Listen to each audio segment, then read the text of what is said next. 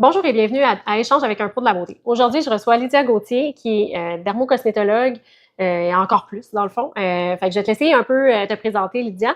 Les gens qui me suivent, si ça fait longtemps que vous me suivez, vous avez sûrement entendu parler d'elle, mais en fait, aujourd'hui, je la reçois avec moi. Donc, parle-nous un peu de toi. Merci beaucoup, Annie, pour l'invitation. Je suis très contente de venir en entrevue avec toi.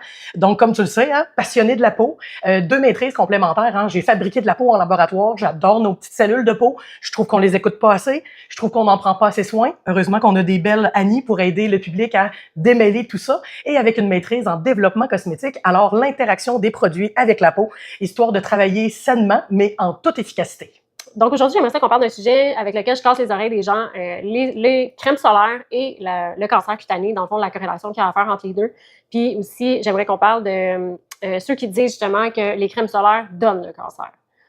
J'en reviens même pas, en fait, qu'en 2025, on entende encore des propos comme ça, mais malheureusement, non seulement on l'entend encore, on l'entend même plus. Et les dernières données de Santé Canada nous prouvent vraiment que dans les 10-20 dernières années, il y a eu un déclin de la compréhension par les jeunes des crèmes solaires et que malheureusement, ça a engendré littéralement beaucoup plus de cancers cutanés. Alors, on peut-tu mettre quelque chose au clair? Nos peaux caucasiennes, là, nos petits photos de type blanc, là, dans les miens, là, 1, 2 jusqu'à 3, nos peaux n'ont pas été développées pour aller au soleil. Et c'est lorsque, oui, malheureusement, j'aimerais tellement que la mienne ait plus de couleurs, mais c'est si on va au soleil constamment avec nos peaux claires, qui hibernent en hiver, que nos peaux sont jamais prêtes à se défendre adéquatement. On leur donne pas le temps de se préparer au printemps. Ça prend au moins 48 heures, un beau 2 jours d'exposition délicate pour dire que nos cellules cutanées vont démarrer le processus de mélanine. Ça va se répartir et la peau va débuter sa protection par elle-même.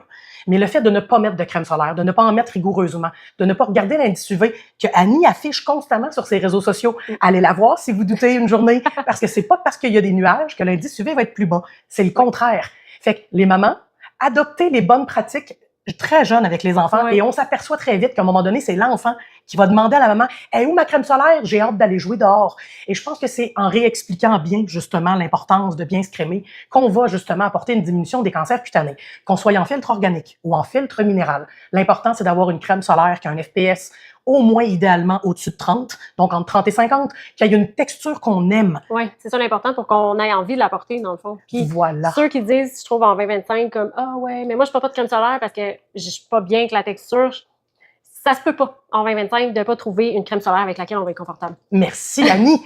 C'est exactement ce que le marché a cherché à couvrir depuis 15 ans. Même en minéral. Même en minéral. Puis en fait, c'est pour ça qu'en minéral, on a des tailles qu'on appelle nanoparticulaires. C'est que nos minéraux, on va les concasser beaucoup plus petits. Comme ça, l'effet blanc va être beaucoup moins présent. On arrive à des textures plus fluides. C'est plus agréable dans les poils de bras. Mais ce qui est intéressant avec les filtres organiques, et là où on vient attraper les hommes, c'est que certains filtres organiques qui sont solubles dans l'eau, ça nous permet d'avoir des fluides qui ont presque pas de corps gras, de beurre ou d'huile, qu'on peut mettre sur les peaux grasses, qu'on peut mettre au niveau du visage, qui laissent aucun résidu et que nos hommes adorent. Bien sûr, si vous voulez pas l'effet blanc, ben on s'en va vers l'organique ou on s'en va vers des crèmes hybrides qui ont un peu des deux à l'intérieur. Ça va venir améliorer la texture, on va venir couvrir la protection à son quasi maximum, 98%, et on va avoir une texture qui plaît à papa, à maman ou à bébé, mais aidez vos maris à essayer des crèmes solaires qu'ils vont apprécier. C'est beaucoup les hommes qui travaillent à l'extérieur, qui n'aiment pas les textures et qu'on bataille avec eux. Donc, essayez le plus possible, si vous avez une certaine sélection de lorsque vous côtoyez un homme ou lorsqu'une femme vient et demande des conseils pour son mari, faites essayer quelques crèmes, histoire de trouver le bon match. Comme ça, la crème solaire va être mieux utilisée. Puis aussi, par rapport aux réapplications, pourquoi on dit de réappliquer aux heures et demie, 2 ou après chaque baignade? Ben en fait, justement, c'est que dépendamment des types de filtres, l'activité sera pas tout à fait la même. Mais ce qui est surtout important à maintenir, c'est que même les filtres minéraux de taille nanoparticulaire agissent comme les filtres organiques, c'est-à-dire qu'ils vont absorber une certaine proportion des rayons UV et vont retourner l'autre proportion dans l'atmosphère, mais hors longueur d'onde nocive pour la peau. Donc, c'est ce qui nous permet justement d'avoir un bon équilibre. Après 2 heures, c'est un peu ce qu'on appelle l'éponge est pleine. Si tu retires pas les anciennes éponges et si tu ramènes pas des nouvelles éponges, c'est tes cellules de peau qui vont se remettre à absorber les rayons du soleil. Et là, ben, on ramène le risque de mutation génétique d'endommager nos cellules et de potentiellement, dans quelques années, introduire un cancer cutané. C'est aussi important de s'assurer que si vous allez vous baigner, y a-t-il une piscine à la maison, y a-t-il un lac au chalet, est-ce qu'on s'en va dans un cours d'eau douce ou on s'en va dans un cours d'eau salé? Parce que lorsqu'il y a de l'abrasion avec le sel dans l'eau, avec le sable d'une plage, c'est encore pire. Et là, le 2 heures n'est même plus réglementaire. C'est que tu remets de la crème solaire après ton activité physique, après ta baignade, et même pour les peaux sensibles, vous pouvez venir vaporiser une eau thermale ou un spray rafraîchissant. Faites couler le sel avant de venir réappliquer la crème solaire. Ça va éviter justement des fois que les petites joues deviennent très rouges et que les zones sensibles comme le tour de la bouche deviennent irritées. Fait que moi, c'est ce que je fais quand je voyage dans le sud principalement. Après ma baignade, oui, je vais remettre ma crème solaire, mais je vais me rincer un petit peu. Je vais tamponner mon visage et là, je vais venir mettre ma crème solaire. Depuis que je fais ça, non seulement j'ai plus de coups de soleil, mais j'ai plus la peau irritée ou des zones qui chauffent un petit peu le soir quand tu arrives à la chambre d'hôtel, puis que le lendemain, tu fais peut-être que je vais moins mettre mon visage au soleil.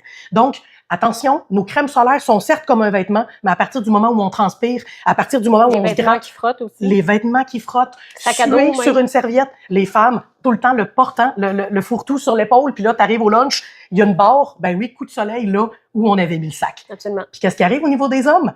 Quelle est la zone où ils se font le plus attraper? Ils ont souvent des maillots shorts, et quand ils sont mouillés, ils deviennent plus lourds, ils descendent, et c'est toujours la dernière ligne du bas du dos qui devient hyper rouge, coup de soleil, et ça devient des zones dessus des épaules, dessus de la tête et le bas du dos. Des zones très fréquentes pour les hommes. Alors, femmes à la maison, si vous voyagez avec vos hommes, assurez-vous de vaporiser la crème solaire, même sous l'élastique, hein, et de vous assurer que ces petites zones-là sont bien couvertes. Puis des fois, que les enfants, ça a l'air drôle, c'est dans les fossettes au niveau des coudes. Parce qu'on oublie d'en mettre un surplus. Fait que c'est toutes des petites zones où il faut faire attention, parce que des fois, sinon, on se fait attraper. Puis si vos enfants adorent jouer dans le sable, allez-y avec une crème solaire minérale qu'on va voir. Comme ça, c'est plus facile d'en réappliquer. Puis entre vous et moi, c'est les adultes qui ont peur des effets blancs, qui veulent un aspect esthétique plus agréable. Les enfants, eux, tout ce qu'ils veulent, c'est jouer dehors. C'est aller jouer.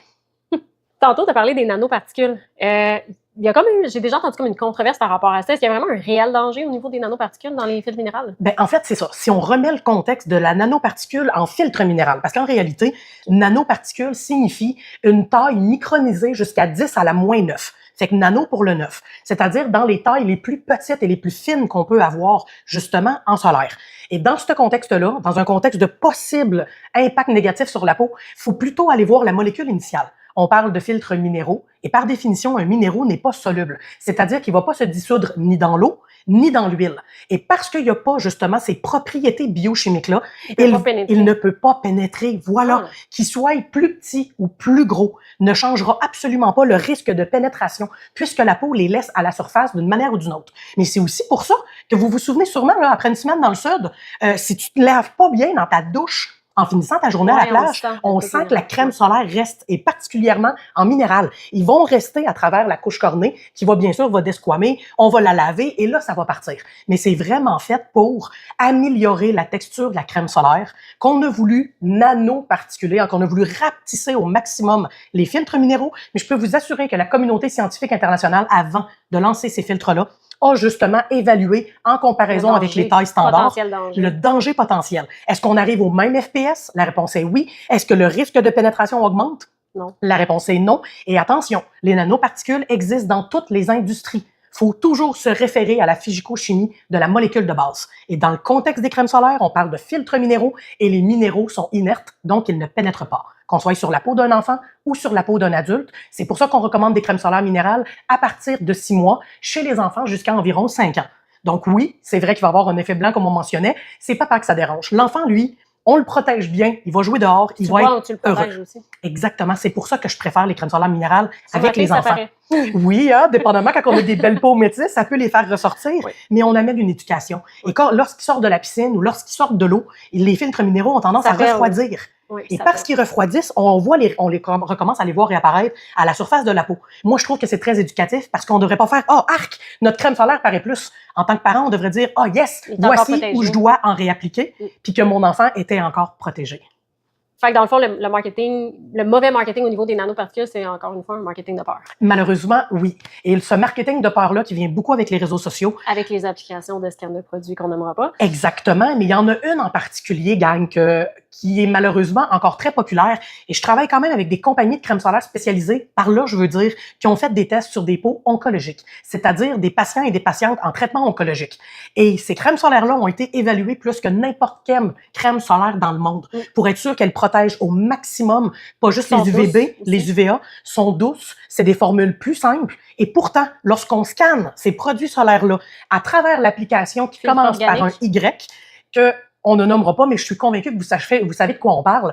L'application n'a pas été conçue pour la lecture du Inky. En fait, ça n'a pas été conçu pour Pour la cosmétique. Pour la cosmétique de base, en fait, parce qu'on n'écrit pas les molécules alimentaires de la même manière que les molécules cosmétiques. Et c'est vraiment une nomenclature internationale. C'est que si tu décides de voyager en Chine ou en Australie, ou que la langue est complètement différente, puis que tu as une réaction à quelque chose, tu te retrouves chez le dermatologue. Si c'est un pays où la langue est complètement différente, comme le mandarin ou les signes en Corée, il faut que la liste d'ingrédients derrière un produit cosmétique soit écrite de la même manière, peu importe le pays dans lequel vous voyagez, où les produits ont été développés, pour que les dermatologues et les professionnels de santé soient capables de percevoir quel aurait pu être l'irritant et être capables de guider vers justement des notions plus immunologiques pour venir faire des tests de compatibilité.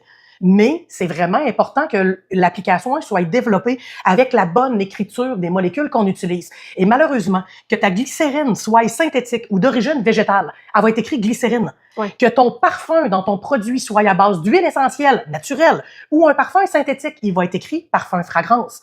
Aucune application a le potentiel d'aller fouiller en arrière des molécules, quels sont les choix réels que la compagnie a fait, mais surtout, l'application n'est pas non plus capable d'évaluer le pourcentage qui a été appliqué. Ça sort l'ingrédient du contexte. Ça sort l'ingrédient du contexte. Et comme je vous enseigne beaucoup, ma passion de la peau, mais de la lecture des produits cosmétiques, quand on en fait la bonne lecture, justement, on comprend mieux comment ça peut interagir, et là, on devient beaucoup plus prudent. Mais la lecture du INCI se doit d'être apprise et maîtrisée par les professionnels. Ça vous permet, même ceux qui ont des peaux un petit peu plus complexes, comme celle que Annie est capable de prendre dans sa clientèle, ben elle va venir regarder la liste, puis elle va s'assurer d'éliminer toutes les molécules potentiellement irritantes ou qui pourraient être contre-indiquées dans le cas d'une pathologie dermatologique ou d'une interaction avec un autre médicament. Donc, c'était ça, en fait, pour notre capsule sur les solaires. Si jamais vous avez aimé, laissez-nous un pouce, un j'aime. Vous pouvez laisser en commentaire aussi, est-ce que vous étiez au courant de certains trucs? Est-ce qu'on vous a appris certains trucs aujourd'hui? En fait, le but, justement, de mes capsules que je fais, c'est tout le temps d'essayer de vulgariser, en fait, mon domaine. Donc, c'est pour ça que je fais affaire avec des experts, dans le fond, qui ne sont pas nécessairement dans l'esthétique, mais connexes, qui peuvent nous aider par rapport à ça. Donc, sur ce, je vous dis à bientôt pour une prochaine vidéo. Merci beaucoup. Bye bye!